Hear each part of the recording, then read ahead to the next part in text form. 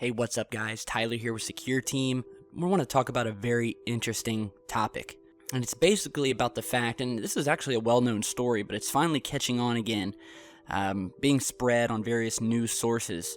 And it seems that people are finally taking a good hard look at this for what it was. It was an amazing subject having to do with remote viewing, and the fact that Stanford scientists observed a man basically traveling outside of his body and going into space who was able to accurately detail and describe a ring around Jupiter, which scientists at that time had no idea even existed, until the Voyager 1 spacecraft flew out there and took images of it in 1979. So for any of you guys out there who've never heard of the concept of remote viewing, basically, remote viewing is the practice of seeking impressions about a distant or unseen target using subjective means, in particular, extrasensory perception or sensing with the mind.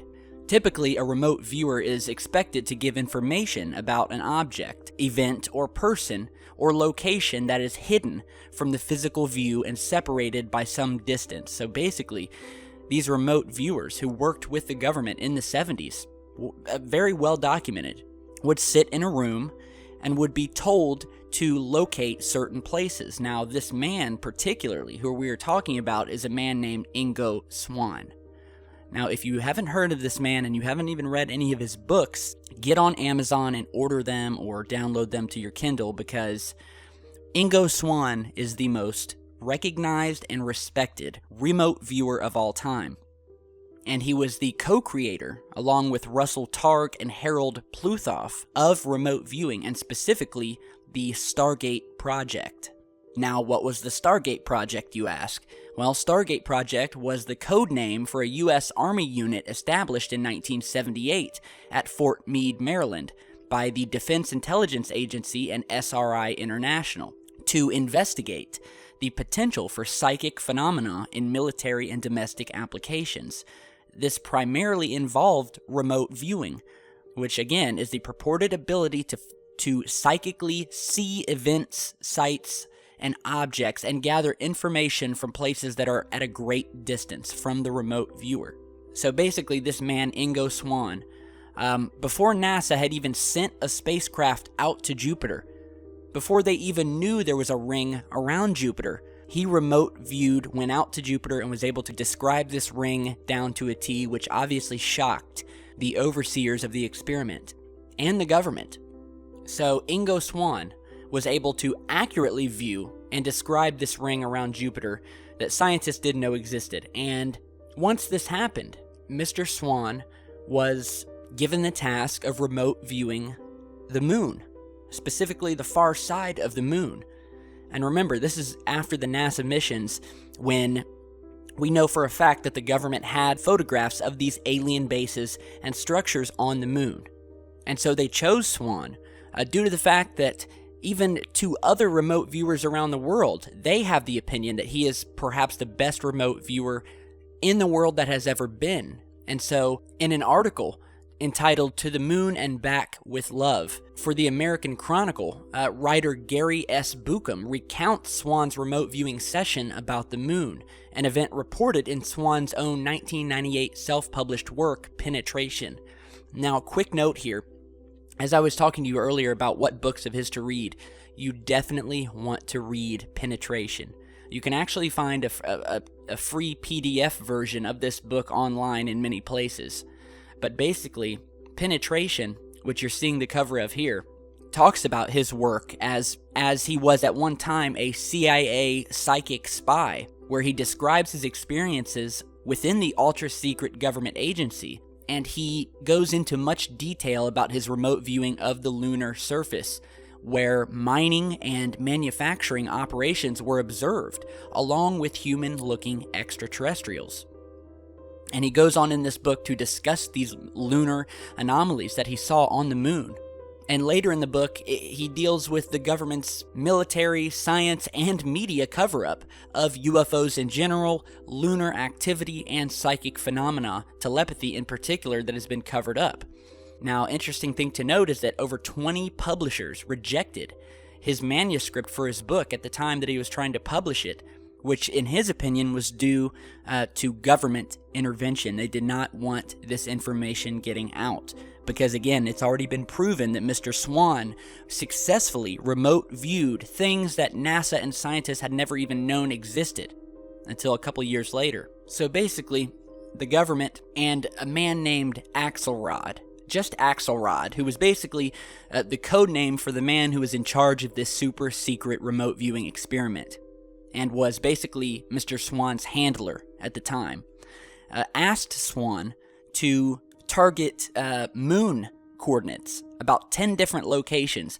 But at the time, Mr. Swan did not know that these coordinates were on the moon. He was simply given the coordinates and was not told anything of the fact that these were 10 locations on the moon. And this remote viewing experience would bring him face to face with what he soon realized was an unearthly extraterrestrial experience and presence on the moon.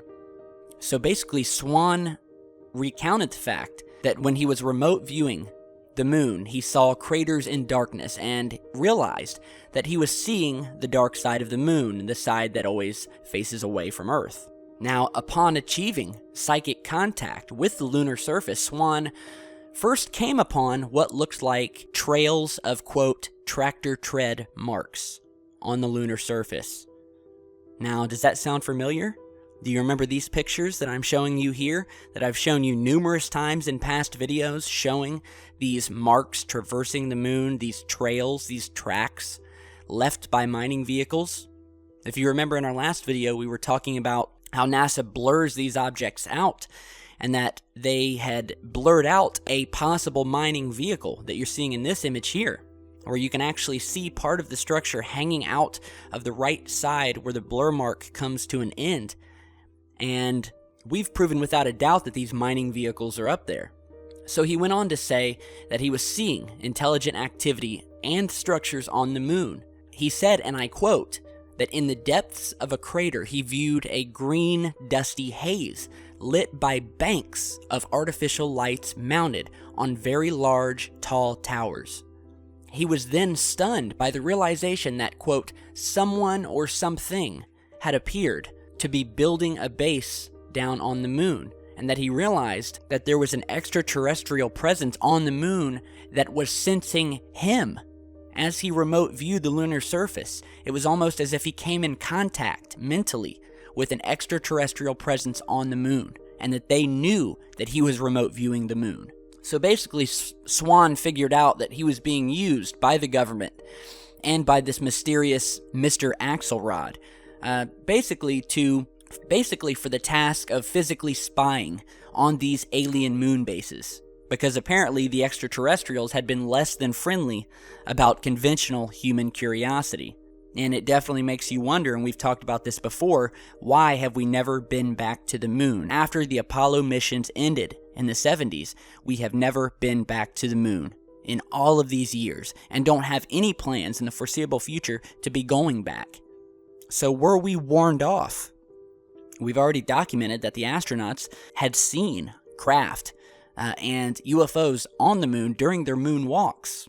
So after Mr. Swan was tasked with remote viewing the moon, and he discovered some kind of life form or humanoid that had sensed his presence, suddenly the whole operation was terminated and everybody was sent home. And when Ingo asked if these guys are dangerous that he was remote viewing, his handler said that, well, there's no conclusive evidence. But it was also said in his book that the agency also recruited other people to remote view the moon before Ingo. And one of the only other best remote viewers, the most respectable, besides Mr. Ingo Swan, was a man named Pat Price. And unfortunately, Mr. Price died suddenly and rather painfully in 1975. And apparently Mr. Price was very interested in the UFO and alien phenomenon happening on the moon and in general, and some think that his death had a correlation to what Mr. Swan was tasked in doing. So again, it's all very interesting. And what Mr. Swan has said, and again, he states a lot of it in his book Penetration, has been correlated with the evidence that we've posted on this channel about alien activity happening on the moon. We have shown you the bases. We have shown you the towers. We have shown you objects flying on the moon in official NASA video, film footage, not just still images, flying down into craters, making extreme right-hand turns that only an anti-gravity craft could do.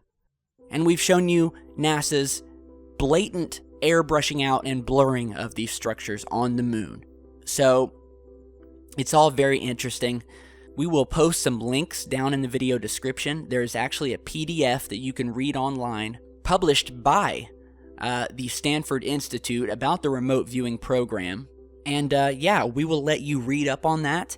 Definitely read the book and definitely dive into this thing that we call remote viewing, because there are people out there who have done it.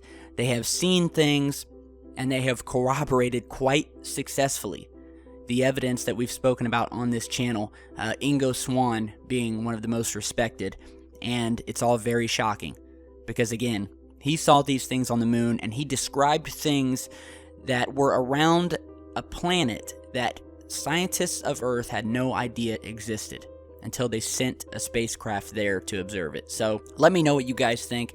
Check out the book. Be sure to share, like, and subscribe. And stick around because we've got a lot more coming, working on more videos right now. And we will post updates to when our next video will be up on Facebook and Twitter. So be sure to follow me there. And yeah, thanks for watching and stay safe.